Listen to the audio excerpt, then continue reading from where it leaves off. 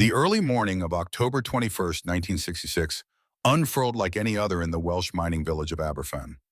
The village lay nestled in the embrace of the South Wales valleys, a place where coal dust mingled with the very air, a silent witness to the lives it both sustained and shadowed.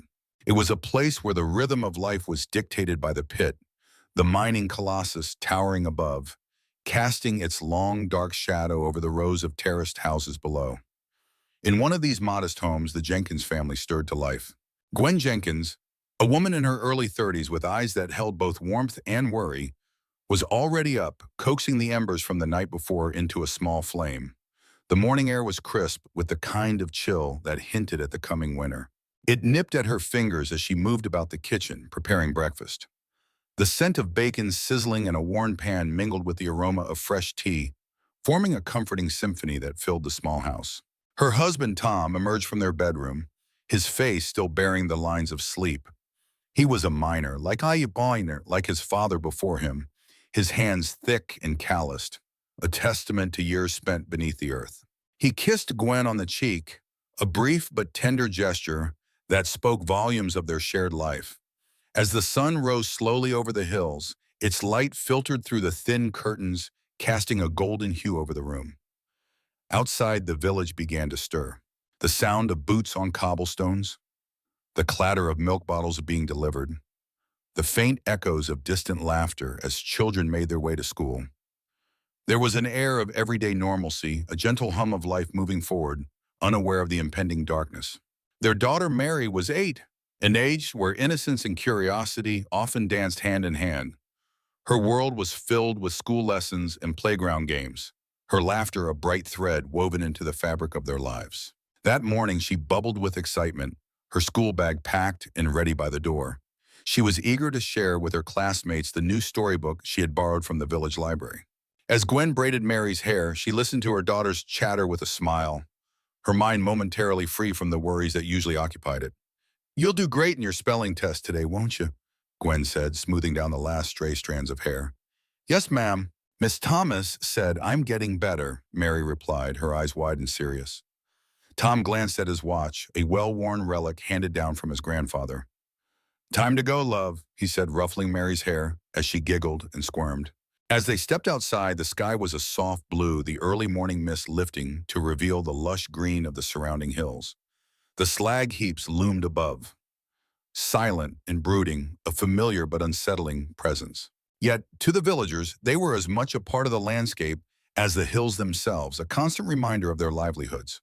Gwen watched Tom and Mary walk down the narrow street, her heart swelling with the small joys of life. Tom's protective hand on Mary's shoulder, the way Mary skipped over the cracks in the pavement, the shared laughter that drifted back to her. It was a moment she would hold on to in the days to come, a memory unmarred by the tragedy that lay just beyond the horizon. As the sun climbed higher, its warmth began to dispel the morning chill, and the village eased into its daily routine. The clanging of the school bell signaled the start of lessons, its sound mingling with the distant rumble of coal being loaded onto trains. In the pits, the miners descended into the dark belly of the earth, their lamps flickering like stars in the blackness. For the Jenkins family and their neighbors, it was a day like any other, a day that carried the promise of ordinary routines and familiar comforts. Yet underneath the surface, unseen by those who went about their lives, forces beyond their control were gathering strength, pushing inexorably towards a moment that would shatter their world. As the sun dipped below the horizon, casting long shadows over the village, a sense of calm settled over Aberfan. The quiet streets, the gentle rustle of leaves in the evening breeze, the distant call of a nightbird, all of it a fragile facade above the ground that trembled in anticipation. The first light of dawn crept over the Welsh village of Aberfan. The sky was painted with an ethereal pinkish hue that promised a new day. The silence of the early morning was only broken by the distant clattering of miners heading to their shifts, their boots echoing through the narrow lanes. In the small house near the school, Margaret Edwards awoke to the sounds of her children stirring, their voices already bright with innocent anticipation of the school day ahead. Outside, the world seemed as it always had. The coal tips loomed in the distance, hunched over the village like silent sentinels. They were an ever-present part of life here, as natural as the hills themselves. People had grown accustomed to them, their blackened forms a testament to the era's industrial ambitions. Yet beneath the surface, unseen forces were at play, forces that would soon remind everyone of the fragility of human constructs against the whims of nature. Margaret went about her morning routine, her senses attuned to the familiar rhythms of breakfast preparations. The kettle whistled sharply, the comforting smell of toast filled the air, and the children's laughter interwove with the clinking of cutlery. The radio played softly in the background, a soundtrack to their simple morning ritual. As the sun rose higher, its light softened, casting long shadows that whispered across the village. Margaret watched her children, their faces bright with enthusiasm, their school uniforms crisp and clean. She felt a pang of pride, mingled with that ever-present anxiety of a mother. But life here, in this close-knit community, had a reassuring predictability, or so it seemed. It was some time later, as the village bustled into its usual rhythm, that the first subtle hint of trouble began to seep into the day. The sky, once promising and clear, now bore a weight of impending change. Clouds thickened, their bellies heavy with moisture, and a chill crept into the air. There was a shift, almost imperceptible, but enough to stir a whisper of unease among those who worked the land and knew its moods. Margaret, now at home alone after sending her children off to school, sensed something amiss. It was the way the birds fell silent, how the usual chatter of neighbors seemed muted, as if the world itself was holding its breath. She glanced out of her window, her eyes drawn instinctively towards the looming coal tips. They seemed darker, more foreboding against the steel-gray sky. The technology of the time, while advanced in its own right, was still at the mercy of nature's vast unpredictability. The miners and engineers, with their machines and calculations, could not foresee every eventuality. The coal tips, built without the knowledge we possess today, were precarious monuments to this era's limits. As the morning dragged on, the atmosphere grew heavier. The clouds, now a deep slate, seemed to sag under their own weight, threatening rain. The village carried on, the children at school, the workers in the mines, each absorbed in their tasks, unaware of the specter that hovered just beyond their sight. Then, as if in slow motion, the first signs of the impending disaster began to manifest. A low rumble, gentle at first, like the distant roll of thunder, began to reverberate through the village. It was a sound that seemed to emerge from the earth itself, a deep, unsettling growl that spoke of something shifting, something unsteady. Margaret felt it before she fully heard it, a vibration that resonated through her bones, one that pulled her attention back to the coal tips. Her heart skipped, caught between disbelief and dread. This was not a sound of machines, nor of nature's usual quirks. This was something else. The realization hit her with a cold, hollow clarity. Panic gripped her chest as she dashed outside, joining others who were now peering toward the looming tips. Faces turned upwards, eyes wide with a shared horror. The village seemed suspended in time, every soul holding a collective breath, hoping against hope. The rumble grew, rolling through the air like a gathering storm, as if the very ground beneath Aberfan was groaning under an unbearable weight. And then, silence. A breathless pause, a moment where time itself seemed to stop. It was in this fragile calm that the true scale of the disaster began to unfold. The coal tip, a monstrous entity of its own making, began to move. Slowly, inexorably, it slid down the hillside, a black tide consuming everything in its path. The world, once so familiar, was now an alien landscape of chaos and destruction. And for Margaret, standing there helpless, the realization that her children were in the path of this nightmare was a weight that crushed her heart. The clock ticked on, indifferent to the unfolding tragedy, marking the moments of an irreversible change. The morning air was unusually still, almost as if the world held its breath.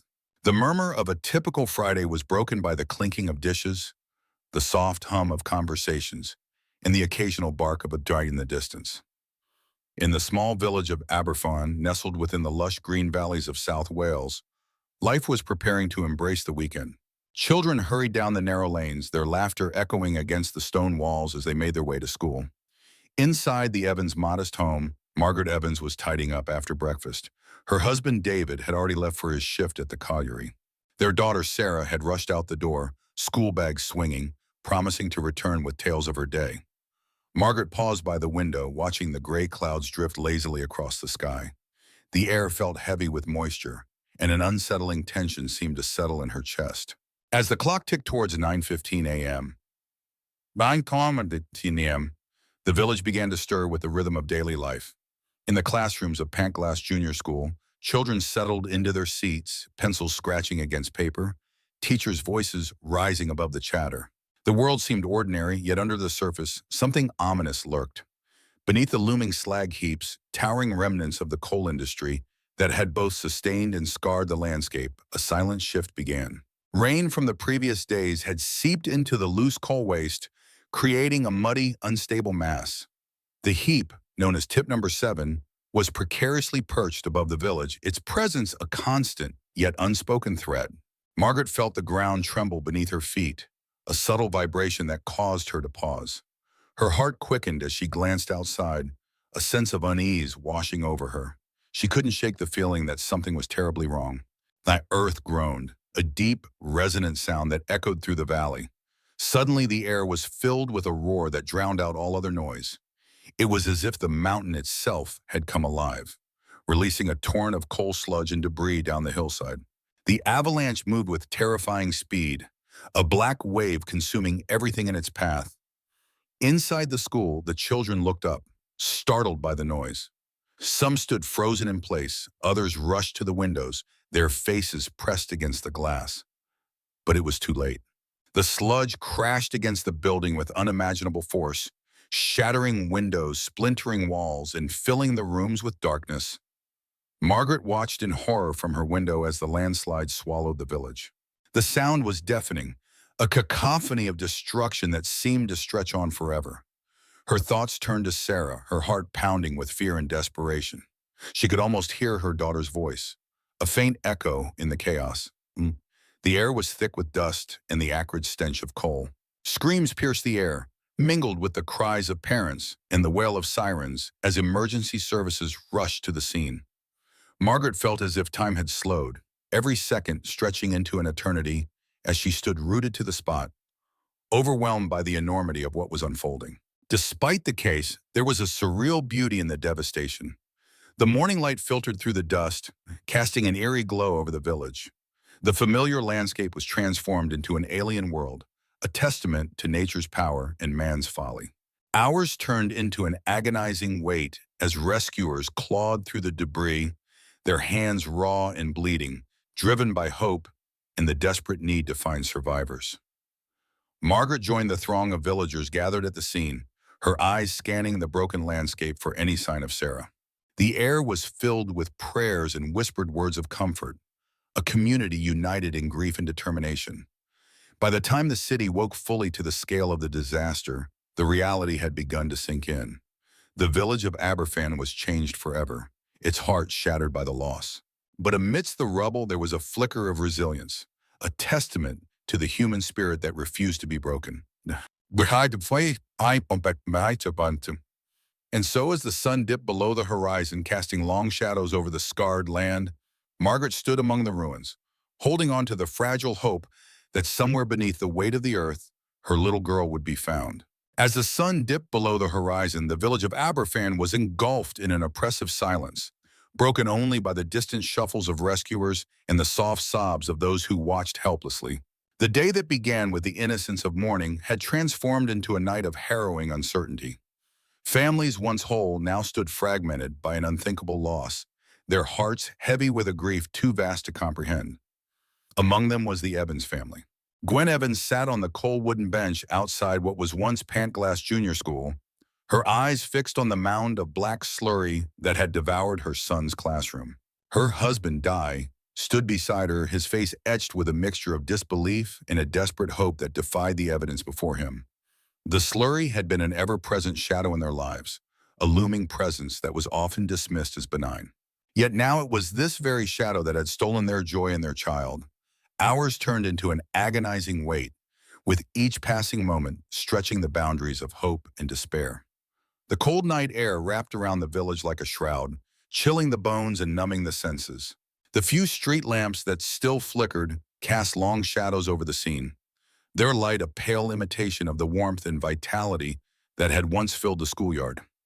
Rescuers, caked in mud and exhaustion, continued their relentless search, their faces masks of grim determination. Gwen watched as her neighbors formed a human chain, passing bucket after bucket of coal slurry in a desperate attempt to reach the buried classrooms. She recognized the faces of fathers and mothers, brothers and sisters, all united in grief and resolve. In their eyes, she saw reflections of her own pain, the shared understanding that their village had been irrevocably changed. By the time the city woke, the disaster had already claimed its victims. News of the catastrophe spread like wildfire, drawing volunteers from neighboring towns and cities. They arrived in droves, their headlights piercing the darkness, bringing with them a flicker of hope and the promise of aid. But for those who had been there since the first tremors of the landslide, the passage of time was marked not by the hours on a clock, but by the diminishing strength of their bodies and the deepening lines of despair on their faces. Inside a makeshift tent that served as the rescue headquarters, Di Evans stood alongside other fathers, poring over maps of the school layout, their fingers tracing the outlines of classrooms now buried beneath tons of coal waste. They exchanged stories of their children, their voices hoarse with emotion, each tale a testament to the lives that had been so cruelly interrupted. Di spoke of his son's laughter, a sound so vivid in his memory that he could almost hear it amidst the silence. As dawn approached, a pale light began to creep across the sky, casting a somber glow over the village. The long night had taken its toll, but it had also forged an unbreakable bond of solidarity among the villagers. Exhausted yet undeterred, they worked side by side, driven by the need to reclaim what the mountain had stolen. The air was thick with the scent of coal and the metallic tang of earth, a reminder of the formidable task that lay ahead. The first rays of morning light revealed the devastation in stark clarity. The landscape, once familiar and comforting, now resembled a battlefield. Yet in the midst of this chaos, there were moments of profound humanity. A rescuer, his face smeared with grime, paused to offer his flask of tea to a grieving mother. A child, soot-streaked and bewildered, was cradled in the arms of a stranger, her presence a fragile symbol of hope. The Evans family, like so many others, faced the dawning realization that their lives would never return to what they once were. The heartbreak of loss was compounded by the unanswered questions that hung heavy in the air. How could this have happened? Why were their warnings dismissed? These thoughts gnawed at their hearts, even as they stood together, united by their shared tragedy. As the sun finally rose high above the hills, casting long shadows over the still smoking rubble, the village of Aberfan began to stir with the quiet determination of a community that refused to be broken. Though the future was uncertain and the scars of the disaster would remain forever etched in their souls, the people of Aberfan resolved to honor the memory of those they had lost. Their story, marked by unimaginable loss and unwavering resilience, would not be forgotten. A stillness blanketed Aberfan as the first light of dawn crept over the horizon, painting the sky with muted pastels that belied the tragedy beneath. The air carried a chill, a lingering breath from the night before, wrapping around the village with a solemn embrace. It was the kind of silence that seemed to stretch infinitely, broken only by the distant rustle of leaves and the occasional call of a mourning dove. This silence felt heavy, not just with the weight of the earth, but with the collective grief that had settled like a fog over the village. For Margaret Davies, the morning brought no comfort. She stood at her kitchen window, looking out at a landscape she barely recognized. The once familiar hills that had cradled the village now loomed like ghosts, their blackened forms stark against the early light. Her mind flickered to her son, Thomas, his laughter echoing in her memory. Just yesterday, he had played in these streets, his voice a bright and lively note in the symphony of village life. Now, the world seemed muted, the notes replaced by a dirge that resonated through every stone and every breath. As the sun crested the horizon, more villagers emerged from their homes, their faces etched with disbelief and sorrow. The roads, once bustling with the chatter and footsteps of children, were now paths of uncertainty and loss. Margaret stepped outside, feeling the ground cold beneath her feet. She joined the silent procession moving towards the school. Each step a prayer, a hope, a desperate plea for a miracle that seemed less possible with the passing of each hour. By mid-morning, the village had transformed into a tableau of human resilience and sorrow. Volunteers from nearby towns had arrived, their presence a testament to solidarity in the face of unspeakable tragedy. Rescue workers moved with determined urgency, their hands dirtied yet unwavering as they sifted through the debris. The air was filled with the sounds of shovels, the low murmur of voices, and the occasional heart-stopping silence when all work ceased as they listened, hoping to hear a voice beneath the rubble. Margaret stood at the edge of the school grounds, her hands clasped tightly before her. Her eyes scanned the faces of the rescuers, searching for any sign of hope. She felt the warmth of a hand on her shoulder and turned to see her neighbor, Mrs. Jenkins, standing beside her, eyes red from tears. They exchanged no words, for none were needed. Their shared silence spoke volumes, a bond forged in the crucible of shared loss. As the hours wore on, the village became a living testament to the spirit of community. Strangers embraced, friends held tightly to one another, and each discovery, whether a child, a book, a toy, was met with both relief and fresh sorrow. The village hall became a sanctuary, a place where families gathered, seeking solace in shared grief and whispered prayers. As the second morning broke, the village awoke to the first whispers of recovery. The search had continued through the night, the darkness punctuated by the flicker of lanterns and the low hum of generators.